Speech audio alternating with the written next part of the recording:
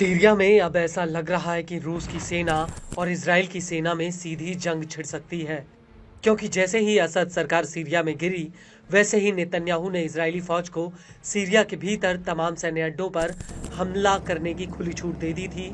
और हुआ भी कुछ ऐसा ही। आईडीएफ ने पिछले 48 घंटों में पूरे सीरिया में 350 से ज्यादा हवाई हमले किए हैं। आईडीएफ ने इन हमलों में सीरियन आर्मी के ज्यादातर गोला बारूद, हथियार और सैन्य अड्डों को तबाह कर दिया है।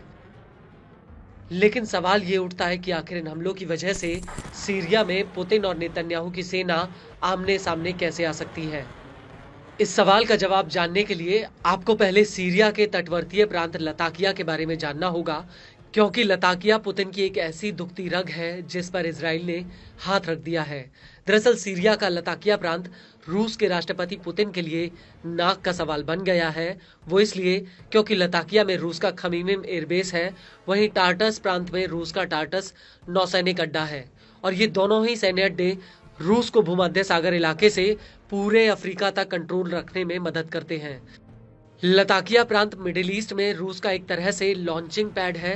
रूसी सेना अफ्रीका में सैन्य रसद भी लताकिया से होकर भेजती है, लेकिन अब सीरिया में असद सरकार जा चुकी है और हयात तहरीर अल शाम यानी एचटीएस ने सीरिया में अपनी अंतरिम सरकार बना ली है। और ऐसे में इन सैन्य अड्डों का क्या होगा ये किसी को नहीं पता। लेकिन इस सबके बीच नेतन्याहू ने पुतिन के खिलाफ एक ऐसा कदम उठाया है जिससे रूस के सब्र का बांध टूट सकता है। दरअसल न्यूज एजेंसी रॉयटर्स का कहना है कि इजरायली एयरफोर्स ने लताकिया के बंदरगाह को हवाई हमलों में तबाह कर दिया है। पिछले 48 घंटों में आईडीएफ के लड़ाकू जहाजों ने यहां पर anti aircraft batteries, military airfield, हथियार बनाने वाले कारखानों, कॉम्बैक्ट एयरक्राफ्ट और मिसाइलों को नष्ट कर दिया है। हालांकि इन हमलों को लेकर इजराइल का कहना है कि उसने इन हथियारों को इसलिए नष्ट किया है जिससे ये आतंकी गुट जैसे कि अलकायदा या आईएसआईएस के हाथों में ना पड़े। रॉयटर्स ने लताकिया का एक ड्रोन वीडियो भी रिलीज किया है जिसमें यह साफ दिख रहा है कि लताकिया में आईडीएफ ने क्या तबाही मचाई है, उसका नजारा साफ दिख रहा है। इस वीडियो में समुद्र किनारे खड़े जंगी जहाज और छोटे जहाज पानी में अधडूबे दिख रहे हैं।